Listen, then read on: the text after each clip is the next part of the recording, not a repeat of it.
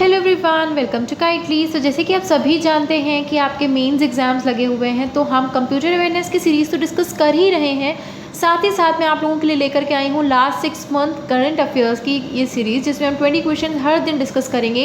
And इसका जो PDF है वो मैं आपको टेलीग्राम चैनल पर अपलोड कर दूँगी, जिसका लिंक डिस्क्रिप्शन बॉक्स में गिवन है। सो ये 20 जो क्वेश्चन होने वाले हैं काफ़ी यूज़फुल होने वाले हैं आप सभी के लिए, बिकॉज इसमें हम वही इंपॉर्टेंट क्वेश्चंस डिस्कस करेंगे जो कि आपके ऑप्टिमम सीरीज से ही लिए गए हैं। सो चलिए स्टार्ट करते हैं। सो फर्स्ट है यहाँ पे हेनले एंड पार्टनर्स की जो रिपोर्ट है उसके अकॉर्डिंग इंडिया जो है उसने रैंक किया है 85th in the Henley passport index.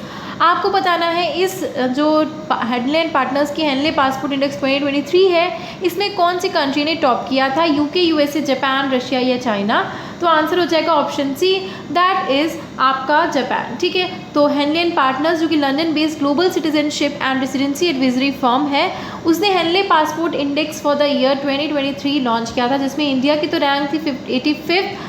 ठीक है, और जो टॉप किया है वो किसने किया है, जापान ने इसमें टॉप किया है। तो ये आपको याद रखना है, इंडिया की रैंक तो आपको याद ही रखनी है। लास्ट ईयर थी 2022 में कितनी रैंक थी, 83rd थी, एंड इस साल 85th है, और जो फर्स्ट है वो है जापान। ठीक है, द नेक्स्ट है यूनियन गवर्नमेंट जो है वो अप्रूव कर रहा है कितने new multi state cooperative societies जो कि वर्क करेंगे as an apex organisation for the production, procurement, processing, branding and distribution of quality seeds. आपको बताने हैं कितने नंबर ऑफ ये new multi society cooperative societies होने वाली हैं। तो आंसर हो जाएगा option A, that is 3 new multi state cooperative societies जो हैं वो सेटअप की जानी है under multi state cooperative societies act. ठीक है, जो 2002 में लॉन्च हुआ था।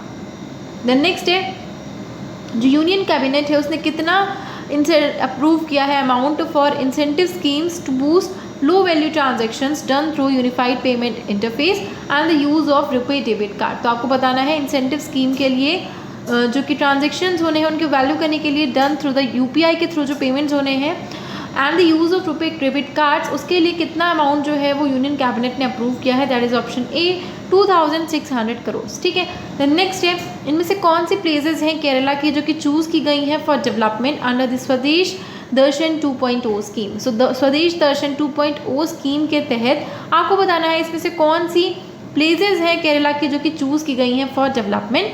तो आंसर हो जाएगा option D, that is both A and B, यानी कि बेपूर एंड कुमारकोम जो है वो चूज़ की गई हैं केरला की जगह है under for development under the स्वदेश दर्शन 2.0 स्कीम। ठीक है, द नेक्स्ट इनमें से कौन सा बैंक है जिसने रिसीव किया है regulatory go ahead to hold special rupee vostro accounts of 3 banks जो कि होने वाले हैं साउथ एशियन आइलैंड नेशंस के, एंड जो कि स्ट्रगल कर रहे हैं tide over a serious foreign exchange crunch. तो आंसर हो जाएगा option B, that is Indian bank. The next है as per the recent report ONGC Videsh limited जो है उसने रीटेक किया है कितना % का stake in the Sakhalin 1 oil and gas fields in the far east region of Russia. तो answer हो जाएगा option C, that is 20% stake जो है वो ONGC ने रीटेक किया है। ठीक है, द नेक्स्ट है इनमें से कौन सी कंपनी और माइक्रोसॉफ्ट जो है उन्होंने स्ट्रैटेजिक कोलैबोरेशन जो है वो अनाउंस किया है to enable cloud powered 5G core network modernisation for telecom operators globally.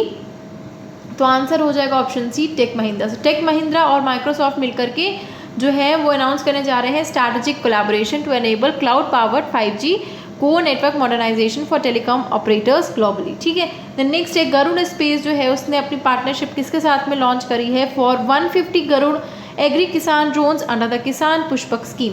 सो किसान पुष्पक स्कीम के तहत 150 गरुड़ एग्री किसान ड्रोन्स जो है वो बनाए जाने हैं, एंड उसके लिए गरुड़ एरोस्पेस जो है उसने किस बैंक के साथ में टाई अप किया है, तो वो टाई अप हुआ है यूनियन बैंक ऑफ इंडिया का।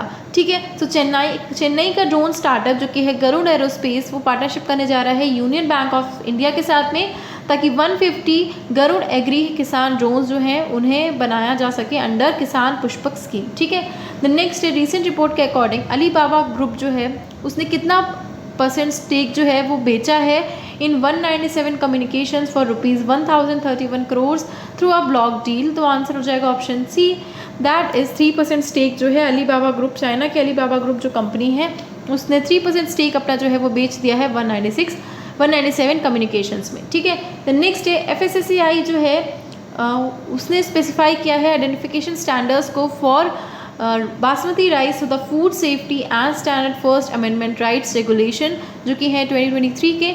आपको बताना है ये जो स्टैंडर्ड्स हैं वो कब से इफेक्ट में आने वाले हैं। सो बासमती राइस के रिगार्डिंग जो है वो कुछ जो आपके स्टैंडर्ड्स हैं वो आने वाले हैं और ये कब से इफेक्टिव होने वाले हैं। तो आंसर हो जाएगा option B, that is August 1, 2023।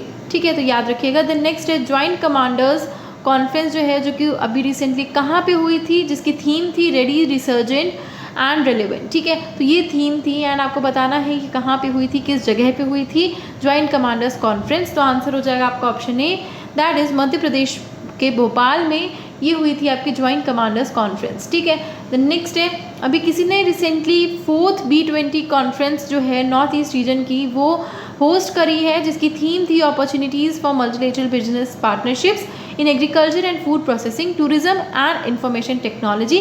आपको बताना है किसने होस्ट की थी, कौन से स्टेट्स ने होस्ट करी थी B20 conference of the northern east regions. ठीक है, तो आंसर हो जाएगा option E, that is Kohima, Nagaland में ये होस्ट की गई थी।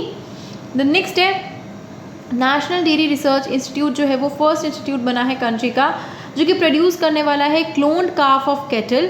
आपको बताना है इस नए इस न्यू बॉर्न क्लोन्ड का फीमेल काफ जो है काव का, उसका नाम क्या है। सो वेरी इंपॉर्टेंट कि नेशनल डेयरी रिसर्च इंस्टीट्यूट जो है फर्स्ट इंस्टीट्यूट बना है कंट्री का जो कि प्रोड्यूस करने जा रहा है clone calf of cattle, clone बनाने जा रहा है काफ ऑफ कैटल का। एंड आपको बताना है इस फीमेल काफ ऑफ द काव का नाम क्या है।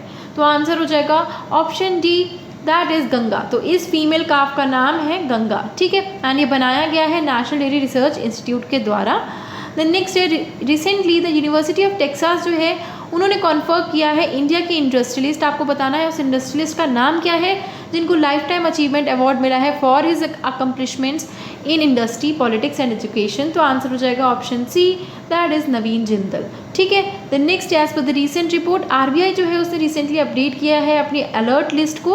आपको बताना है अब इस लिस्ट में कितनी एंट्रीज़ हैं, कितनी कंट्रीज़ हैं। तो आंसर हो जाएगा आपका option B, that is 48। So earlier जो थी आपकी 34 एंटिटीज़ थी, बट अभी रिसेंटली 14 एंड मोर नेम्स जो हैं वो ऐड किए गए हैं आरबीआई में, अपडेट किए गए हैं अलर्ट लिस्ट में। तो अब टोटल हो गए हैं 48। ठीक है, द नेक्स्ट है टेक महिंद्रा जो है वो अनाउंस कर रही है to establish first data and AI and cloud centre of excellence. And ये कहाँ पे होने वाला है। सो ये होने वाला है आपका option B, that is Saudi Arabia में होने वाला है आपका data and AI and cloud centre of excellence. और ये होने वाला है रियाद में, यूएई के सऊदी अरेबिया के रियाद में। ठीक है, नेक्स्ट है कौन सा बैंक जो है जो कि बेस्ट बैंक अनाउंस किया गया है in the large public sector banks category में by state forum of bankers club Kerala, जो कि based on the banks performance in the financial year 2021-2022। So best bank जो है वो किसे डिक्लेयर किया गया है। तो आंसर हो जाएगा आपका option C, that is bank of Baroda. The next है उनमें से कौन सा बैंक है जो कि लॉन्च करने जा रहा है फैसिलिटी ऑफ इशुएंस ऑफ ईबीजी यानी कि इलेक्ट्रॉनिक बैंक गारंटी, और ये होने वाला है in association with nationally governance services limited.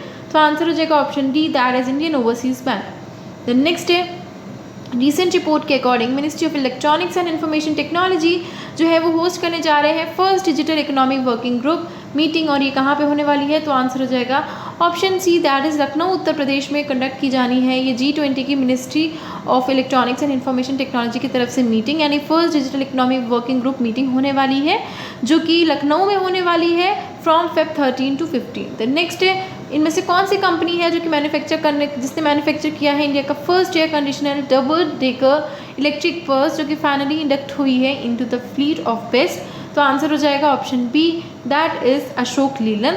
सो अशोक लीलन जो है उन्होंने ही ये जो इंडिया की first air conditioner double decker electric bus जो है वो डेवलप की है।